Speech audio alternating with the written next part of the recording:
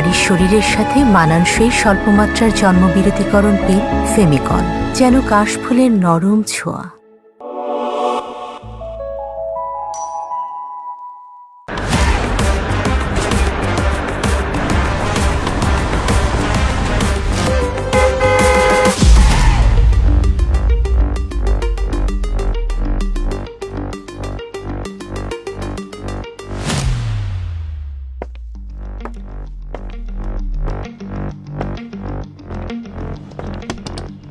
কি চোখে দেখে গাড়ি চালাতে পারেন না?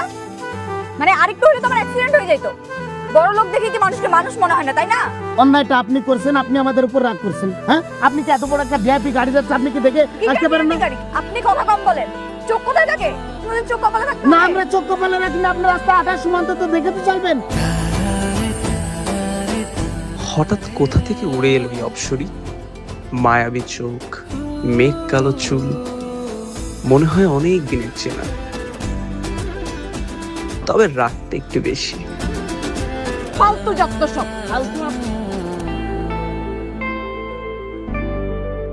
সবুজ, গাড়ি থেকে নামো। হ্যাঁ জি স্যার। গাড়ি থেকে নামতে বলছি, নামো।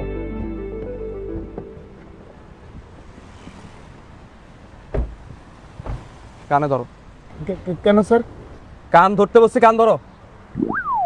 কিন্তু স্যার আমার অপরাধটা কি স্যার?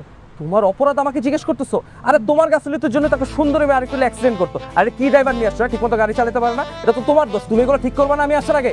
স্যার দোষ তো উড়ানি ছিল স্যার। কিসের দোষ ছিল? দোষ তোমার আর তোমার ড্রাইভারের। তুমি ঠিক মতো দেখবা না যে গাড়ি কিভাবে চলতেছে? এত সুন্দর একটা মেয়ে আরেকটু যদি ব্যথা পাইতো, তুমি যেরকম খারাপ ব্যবহার করছো, কষ্ট পাই নাই? কিন্তু স্যার এবারের মতো মাফ করে দেওয়া যায় না স্যার? এক সপ্তাহে তোমাকে মাফ করা যায়? আচ্ছা, এই মেয়েটার ডিটেলস, মানে ও কি করে না করে, একদিনের মধ্যে বের করে দিতে পারবো না? স্যার স্যার না, মানে একদিনের একদিনের মধ্যে পারবা না? ওকে স্যার পারবো স্যার, পারবো স্যার, পারবো স্যার। ভেরি গুড, চলো উঠো। Very good.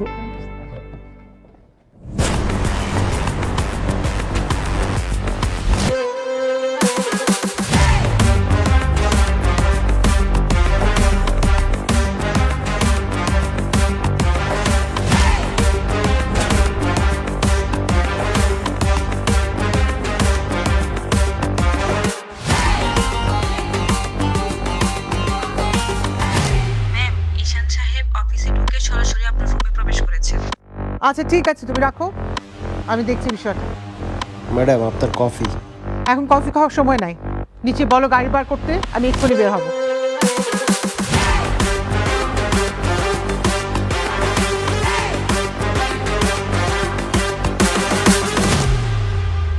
তুমি এখানে?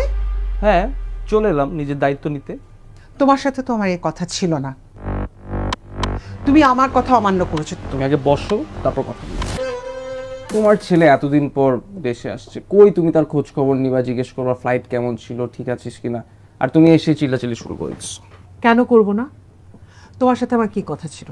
তুমি দেশে ফিরে বিয়ে করবে, তারপর আমি নিজ হাতে তোমাকে অফিসের দায়িত্ব বুঝিয়ে দেবো। আমি তো তোমার বিয়ের জন্য পাত্রীও দেখে রেখেছি। আমি তো এই মেয়েটাকে বিয়ে করতে পারবো না, কি? কারণ আমি তো অন্য একজনকে পছন্দ করি। এই কথা তুমি আমাকে আগে বলনি কেন? ভেবেছিলাম যে দেশে এসে তোমাকে বলবো। আর আমি যে কথা দিয়ে রেখেছি তার কি হবে? তো মানা করে দাও। দেখো, আমার পক্ষে তো ওই মেয়েকে ছাড়া অন্য কাউকে বিয়ে করা সম্ভব না, ইম্পসিবল। ঈশান, কিন্তু এটা তো... মা, তুমি যদি আমার ইমোশন না বুঝো তাহলে কে বুঝবে? ঠিক আছে, যত তাড়াতাড়ি পারিস ওই মেয়েটার সাথে আমাকে মিট করিয়ে দে, আর অফিস শেষ করে তাড়াতাড়ি বাসায় আসবি, অন্য কোথাও না।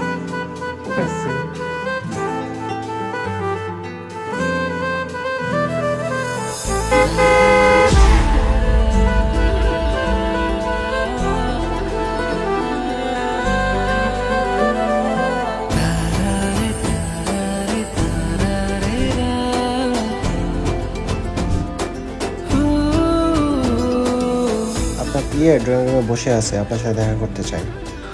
ওকে আসতে বলো। Okay sir.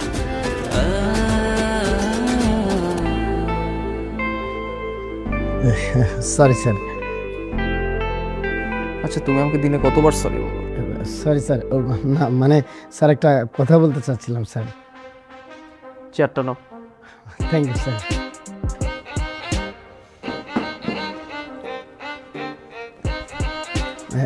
স্যার আপনি যে মেয়েটার ইনফরমেশন আনতে বলছিলেন আমি কমপ্লিটলি একদম মেয়েটার বায়োডাটা সহ নিয়ে আসছি স্যার। বলো। স্যার ওনার নাম হচ্ছে হায়াত রহমান। উনি আমাদের পাশের এরিয়াতে একটা বাসা ভাড়া করে একাই থাকেন। বিভিন্ন চ্যারিটির সাথে মেয়েটা যুক্ত আছে আর কি। তবে স্যার একটা প্রবলেমের সমস্যা, উনি কোনো বড়লোকি ভাবসাব একদম পছন্দ করেন না স্যার। কেন? কেন তা তো আমি জানি না, ওই ম্যামই তো ভালো জানেন।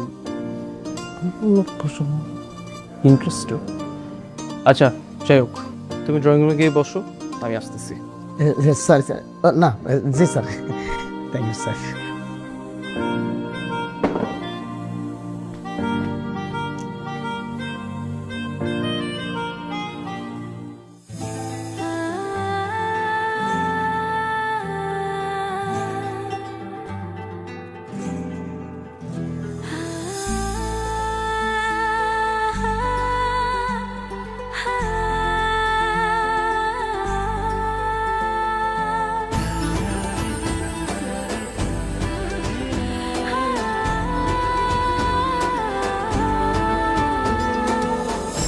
উনি কোনো বড়লোকি ভাবসাব একদম পছন্দ করেন না স্যার।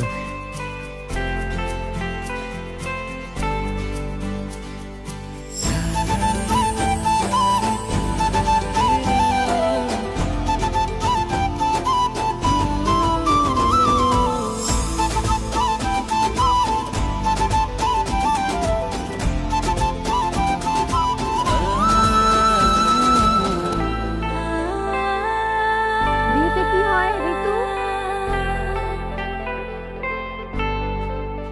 আসসালামু আলাইকুম ম্যাম, ভালো আছেন? ওয়ালাইকুম আসসালাম। আমাকে চিনতে পেরেছেন? না তো।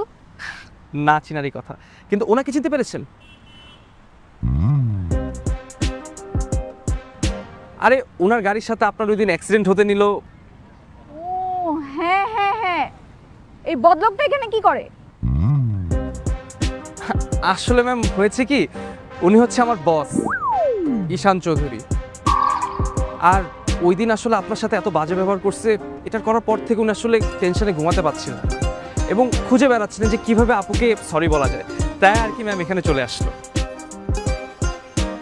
ম্যাডাম সরি, আসলে আমি সেদিন অনেক কাজের প্রেশারে ছিলাম, যার কারণে আপনার সাথে মনে হয় একটু মিসবিহেভ করে ফেলেছি। Extremely sorry. ঠিক আছে ঠিক আছে, নেক্সট টাইম থেকে খেয়াল রাখবেন আর সাবধানে গাড়ি চালাবেন। মনে রাখবেন মানুষের জীবনের মূল্য অনেক। আসলে ম্যাম হয়েছে কি, ওই দিন কাজের প্রেশারে স্যার অনেক চিন্তিত ছিল, তাই আসলে আপনার সাথে একটু রুড ব্যবহার করে ফেলেছি। কিন্তু উনি এমনি মানুষ খারাপ না। আরেকটা বিষয় ম্যাম, আমরা তো জানতে পেরেছি যে আপনি এরকম চ্যারিটি কাজের সাথে জড়িত আছেন। স্যার চাচ্ছিলেন যে যদি আপনার কোনো সমস্যা না থাকে উনি ডোনেশন দিতেন। আমার কি প্রবলেম হবে, এটা তো আরো খুশির খবর। আপনারা যে আমাদের বাচ্চাদেরকে নিয়ে চিন্তা করেছেন এটাই তো অনেক। তো ম্যাম আপনার নাম্বারটা যদি একটু পাওয়া যেত তাহলে আমরা বাকি আলাপগুলো ফোনে করে নিতাম। আচ্ছা নাম্বারটা নাই? জি স্যার, আমার ফোনটা আপনার কাছে ওই যে গাড়িতে দিলাম। ম্যাম নাম্বারটা।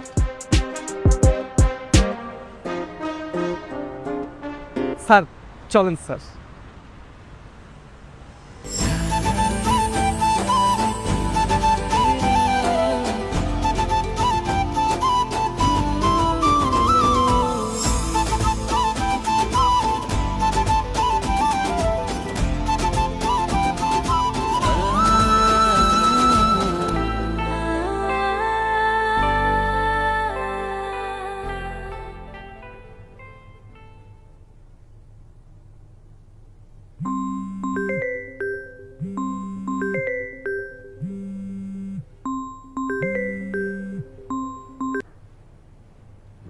হ্যালো, আসসালামু আলাইকুম। ওয়ালাইকুম আসসালাম। জি, কে বলছেন? আমি সবুজ, চিনতে পেরেছেন? কোন সবুজ? আরে আজকে ওই যে আপনার সাথে আমার দেখা হলো, মানে আমার বস উনি হচ্ছে ওই যে চ্যারিটিতে ডোনেট করতে চেয়েছিলেন, ওই সূত্রেই তো আপনার নাম্বারটা নেওয়া হলো। ও আচ্ছা আচ্ছা, হ্যাঁ সরি আমি চিনতে পারি নাই। কোনো সমস্যা নেই। আমি আসলে যে কারণে আপনাকে ফোন দিয়েছিলাম সেটা হচ্ছে টাকাটা আমি আপনাকে কিভাবে দেবো, অ্যাকাউন্টে নাকি ক্যাশে?